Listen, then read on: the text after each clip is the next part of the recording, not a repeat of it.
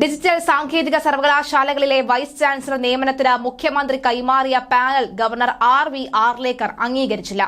പാനലിൽ പേരുള്ളവരെ എങ്ങനെ തിരഞ്ഞെടുത്തു എന്നും എന്താണ് മാനദണ്ഡമെന്നും അഭിമുഖത്തിൽ എത്ര വീതം മാർക്ക് കിട്ടിയെന്നും അടക്കമുള്ള പരിശോധിക്കാൻ രേഖകളെല്ലാം കൈമാറാൻ ഗവർണർ മുഖ്യമന്ത്രിയോട് ആവശ്യപ്പെട്ടിട്ടുണ്ട്. സുപ്രീം കോടതി നിയോഗിച്ച റിട്ടയർഡ് ജഡ്ജി സുധാൻഷു ദുലിയ അധ്യക്ഷനായ സെർച്ച് കമ്മിറ്റി തയ്യാറാക്കിയ പാനലാണിതെന്നും കമ്മിറ്റിയുടെ മിനിറ്റ്സ് മാത്രമാണ് കൈവശമുള്ളതെന്നും മുഖ്യമന്ത്രി ഗവർണറെ അറിയിച്ചു. അതോടെ രേഖകൾ ആവശ്യപ്പെട്ട് ജസ്റ്റിസ് ദുലൈക്കയ്ക്ക് ഗവർണർ കത്ത് നൽകിയിട്ടുണ്ട്. ഇതിന് മറുപടി ഇല്ലാതായതോടുകൂടി രണ്ടാമതും കത്തയക്കാൻ ഗവർണർ നിർദ്ദേശിച്ചു. അതായത് പെൻഷനായ ജഡ്ജിയും മുഖ്യമന്ത്രിയും തമ്മിലുള്ള അഡ്ജസ്റ്റ്മെന്റാണ് ഗവർണർ പൊളിച്ചത്. സെർച്ച് കമ്മിറ്റി VC നിയമനത്തിനുള്ള പാനൽ മുഖ്യമന്ത്രിക്ക് കൈമാറാനും അതിൽ മുഖ്യമന്ത്രി നിർദ്ദേശിക്കുന്ന ഈ മാർഗനിർദ്ദേശം മുൻഗണനാക്രമം ഗവർണർ അംഗീകരിക്കാനാണ് സുപ്രീം കോടതി ഉത്തരവ്. എന്നാൽ നിയമാനുസൃതമായി തനിക്ക് രേഖകൾ പരിശോധിക്കാതെ ഇക്കാര്യത്തിൽ തീരുമാനമെടുക്കാനാവില്ല എന്നാണ് ഗവർണർ അറിയിച്ചത്.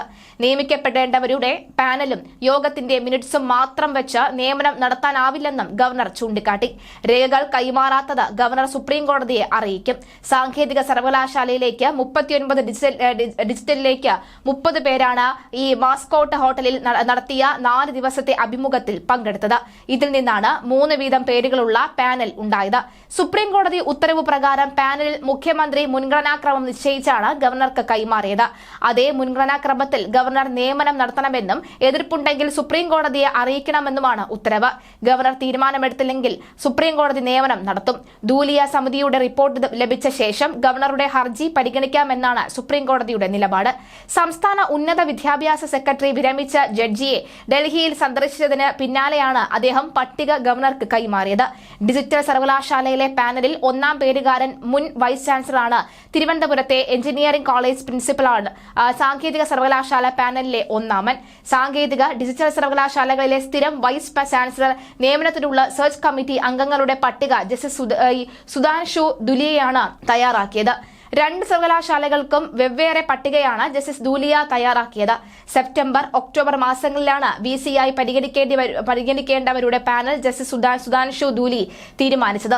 സെർച്ച് കമ്മിറ്റി അംഗങ്ങളായി പരിഗണിക്കേണ്ടവരുടെ പേരുകൾ സംസ്ഥാന സർക്കാരും ചാൻസലറായ ഗവർണറും ജസ്റ്റിസ് സുധാൻഷു ദൂലിക്ക് കൈമാറിയിരുന്നു. ഇതിൽ നിന്നാണ് 2 സെർച്ച് കമ്മിറ്റികളിലെയും അംഗങ്ങളുടെ പട്ടിക ജസ്റ്റിസ് ദൂലിയ തയ്യാറാക്കിയത്. 2 കമ്മിറ്റികളുടെയും തലവൻ ജസ്റ്റിസ് സുധാൻഷു ദൂലിയ തന്നെയാണ്.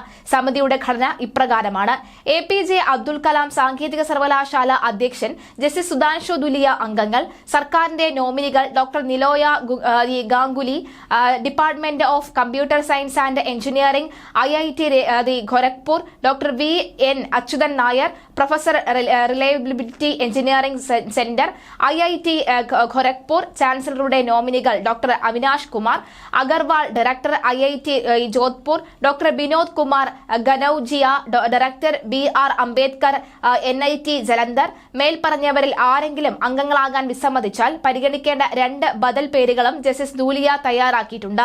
ഡോക്ടർ KN മധുസൂദനൻ, മുൻ വൈസ് ചാൻസലർ കുസാറ്റ്, സർക്കാർ nominee doctor Sachin Maheshwari, vice chancellor Guru Jambheshwar സർവകലാശാല മൊറാദാബാദ്, ചാൻസലറുടെ നോമിനി ഡിജിറ്റൽ സർവകലാശാല അധ്യക്ഷൻ ജസ്റ്റിസ് സുധാൻഷു ദുലിയ അംഗങ്ങൾ, സർക്കാരിന്റെ നോമിനികൾ doctor TR Govindarajan, visiting professor Madras സർവകലാശാല, doctor S Chatterjee, retired professor Indian institute of astrophysics, ചാൻസലറുടെ നോമിനികൾ doctor Mukul SS, director IIT Allahabad, doctor V Kamakoti, director IIT Madras.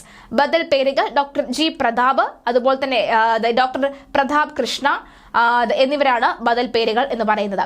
Digital സാങ്കേതിക സർവകലാശാലകളിലെ താൽക്കാലിക VC-മാരുടെ നിയമനത്തിൽ സുപ്രീം കോടതിയുടെ നിർണായക സ്ഥിരം VC നിയമനത്തിൽ സർക്കാരിന് 5-അംഗ സെർച്ച് കമ്മിറ്റി രൂപീകരിക്കാമെന്നും കോടതി ചൂണ്ടിക്കാട്ടി. ഗവർണറുടെ ഭാഗത്ത് നിന്ന് സഹകരണമില്ല എന്നാണ് സംസ്ഥാനം കോടതിയെ അറിയിച്ചത്. സഹകരണത്തിനു വേണ്ടി പരമാവധി ശ്രമിച്ചു എന്ന് സംസ്ഥാനം അറിയിച്ചു. എന്നാൽ സംസ്ഥാന സർക്കാരിന്റെ ഭാഗത്തു നിന്നും ഒരു ശ്രമവും ഇല്ലെന്നാണ് അറ്റോർണി ജനറൽ കോടതിയിൽ പറഞ്ഞത്. നിലവിലെ ഗവർണറുടെ ഉത്തരവ് നിയമന നിയമവിരുദ്ധമാണ് എന്ന് സർക്കാരിന്റെ വിശദീകരണമുണ്ട്. താൽക്കാലിക VC നിയമനത്തിൽ സെർച്ച് കമ്മിറ്റി രൂപീകരിക്കണം എന്ന് സുപ്രീം കോടതി നിർദ്ദേശിച്ചിരുന്നു. ഗവർണറും സംസ്ഥാന സർക്കാരും 4 പേരുകൾ വീതം കൈമാറാനും ശേഷം കോടതി സെർച്ച് കമ്മിറ്റിയെ നിയമിക്കും എന്നുമാണ് കോടതി നിലവിൽ അറിയിച്ചിട്ടുള്ളത്. എന്നാൽ UGC ചട്ടം അനുസരിച്ച് മാത്രമേ സെർച്ച് കമ്മിറ്റി രൂപീകരിക്കാൻ സാധിക്കൂ എന്ന് അറ്റോർണി ജനറൽ കോടതിയെ അറിയിച്ചു.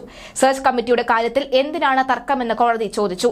ജസ്റ്റിസ് പർദിവാല അധ്യക്ഷനായ ബെഞ്ചാണ് ഹർജി പരിഗണിച്ചത്. നേരത്തെ VC നിയമനം റദ്ദാക്കിയ ഹൈക്കോടതി ഉത്തരവിനെതിരെ ഗവർണർ നൽകിയ ഹർജിയിൽ സുപ്രീം കോടതി ഇടക്കാല ഉത്തരവും പുറപ്പെടുവിച്ചിരുന്നു.